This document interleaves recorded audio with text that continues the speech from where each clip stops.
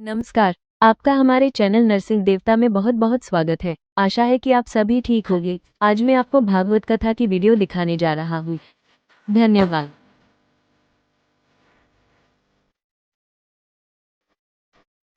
तो वहां कृष्ण बलराम को रोकने के लिए भी सभी भाव विवल होकर रोने लगे कि नहीं जाना, नहीं जाना, नहीं जाना। क्यों नहीं जाना?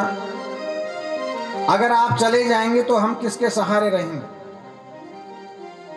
हमारे सर्वस्व आप हैं, जीवन घन आप हैं, प्राण घन आप हैं। जितनी भी व्यवस्था में हम जी रहे हैं, खा रहे हैं, पी रहे हैं, आपके बल प्रताप से ही खा रहे हैं। और अगर आप हमें छोड़ के चले जाएंगे तो हम कैसे जिएंगे?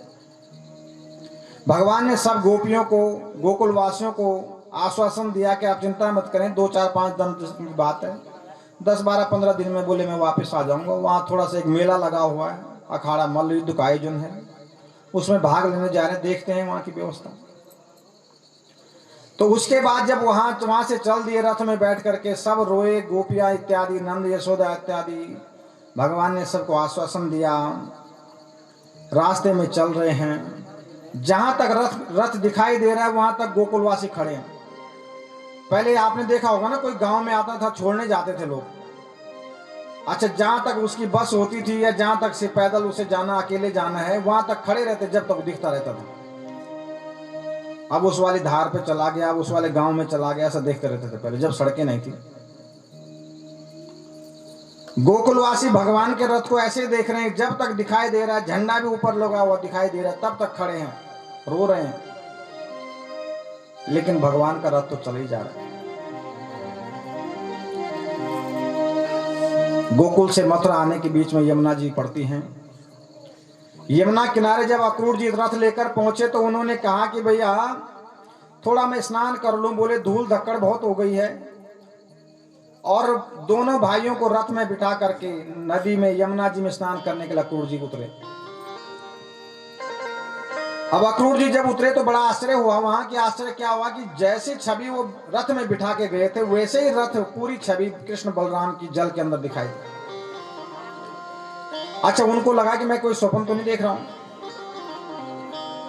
एक बार फिर बाहर आए, फिर डुबकी लगाई, फिर भगवान की वैसी छवि दिखाई दी। भगवान के विराट रूप के दर्शन हुए वहां। उन्हें समझ गए कि भगवत कृपा है मेरे ऊपर, जो मैं मन में संकल्प विकल्प लेके आया था, कंस का दूत हूं, भगवान मुझे अपनाएंगे कि नहीं अपनाएंगे। भगवान ने अपनी कृपा से बोले मेरे सारे संशयों का छेदन कर दिया। बाहर आई, प्रार्थना की भगवान से, वासुदेव जीवों का शुद्ध अंतःकरण का भाव ही आपको समर्पित है। जो उस भाव से समर्पित हो जाता है उसका कल्याण निश्चित होता है। इसलिए आपको मैं बारंबार नमस्कार करता हूं प्रभु। संसार सागर में जितने मनुष्य पड़े हुए सब अंधकार में जी रहे हैं।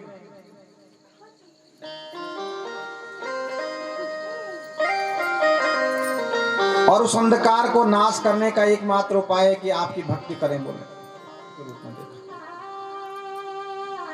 और भगवान जिसको जैसा जो भाव से देख रहा है वैसे ही दिखाई दे रहे हैं। गोपियां वहां के अपने प्रेमी के रूप में देख रही हैं।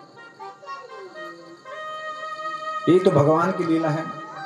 भगवान ने कहा कि आप जैसा भी भजना चाहो, दुश्मनी भाव से भजो, शत्रुता बस भजो, मित्रता बस भजो, प्रेम से भजो, द्वेष से भजो, पर भजो तो सही। अक्रूर जी ने कहा कि तात अब आगे आप चलें। दोनों भाई आगे चलने लगे। प्रार्थना की, भगवान आप हमारा त्याग कभी मत करना, चाहे संसार सागर में कितना ही भ्रमण कर लो। अब मथुरा में प्रवेश हो रहा है। सारे मथुरावासी दौड़े दौड़े आ रहे हैं। कहते हैं कि जब मथुरा में जा रहे हैं तो भगवान की भुवन मोहिनी झांकी, तो धोबी मिला। तो भगवान ने कहा भाई कि ये कपड़े किसके हैं? उन्होंने कहा हमारे राजा के। तो उन्होंने एक काम करो, हम भी मल्लयुद्ध देखने जा रहे हैं, जैसे मेले होते थे ना, तो हमारे जो ग्वाल बाल हैं, बोले उनके पास बहुत से अच्छे कपड़े नहीं है, तो इन कपड़ों को इनको दे दो। तो उसने कहा कि तुम्हें पता नहीं है किसके कपड़े, हमारे राजा के कपड़े, और तुम ग्वाल बाल है। बोले कैसी हिम्मत हो गई ग्वाल बालों को राजा के कपड़े पहनने की?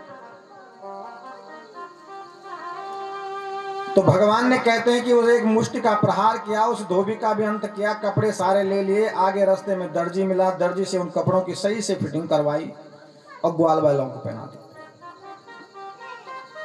तो भगवान ये बताना चाहते हो कि संसार में देखो एक के बाद दूसरा आता ही आता है।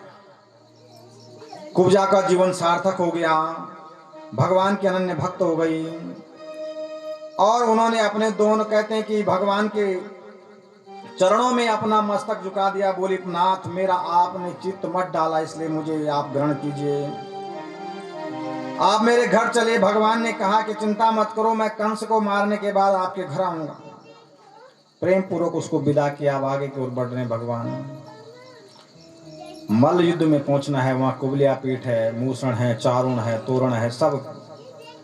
और एक कुबलिया पीठ का नाम का हाथी है जो द्वार पे रखा हुआ है। अच्छा, उसको आदेश है कि जैसे ही भगवान श्री कृष्ण आएंगे, बलराम जी आएंगे, तो उसको अपने पांवों से कुचल देना, उनको बोले। अब एक हाथी, कहते हैं कुबलिया पीठ हाथी में 10,000 हाथियों का बल था, 10,000 हाथियों, इतना मत वाला था, बल वाला था। मल्ल युद्ध में बड़े बड़े योद्धा वहां पहुंचे हुए हैं। मल्लानाम सनीर्णाम नरवर स्त्रीणाम स्मर मूर्तिमान गोपानाम स्वजनो सताम क्षितिभुजाम शास्ताम स्वपित्रो शिशु। अब जो उस मल्ल युद्ध के सभा में बैठे योगी, बाल बच्चे, वृद्ध, सब भगवान को बोले। जो भक्त हैं वो तो भगवान की तरह देख रहे हैं, जो राक्षस हैं वो तो दुष्ट शत्रु की तरह देख रहे हैं। आगे भगवान चले, रास्ते में सबसे पहले कहते हैं कुबलिया पीठ हाथी मिला, गेट से अंदर प्रवेश होते भगवान ने उसका वध किया। जब उसका वध कर दिया तो हाहाकार मच गया अंदर कि भैया इतना बलवान कौन आया, 10,000 हाथियों का बल जिसमें हो, उसने ही उस कुबलिया पीठ को मार दिया। छोटा सा बालक है, 11 वर्ष की अवस्था। अब कंस के जो योद्धा थे, चाणूरे मुष्ट के कूटे सले तो सल के हते शेषा प्राद्रुव मल्ला सर्वे प्राण परे सवा।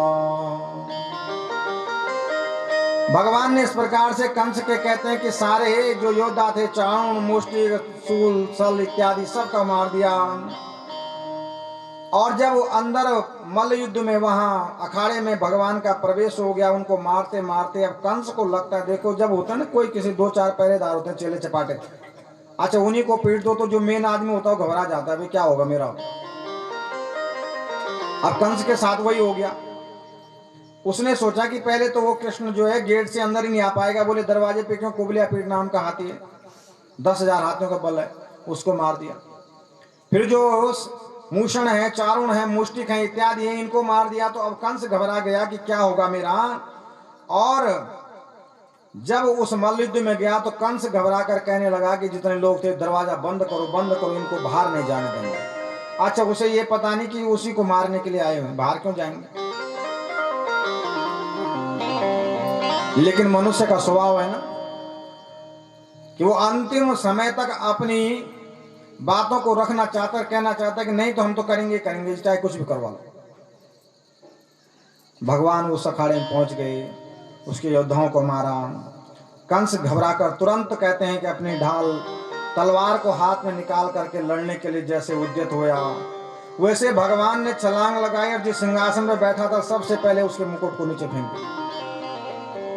अच्छा, शास्त्रों में कहा गया है कि अगर आपको किसी के भी मान मर्दन करना है तो सबसे पहले उसका शीश, पाग जो मुकुट होता है उसको गिरा देते थे राजा महाराजाओं को जब युद्ध होता था।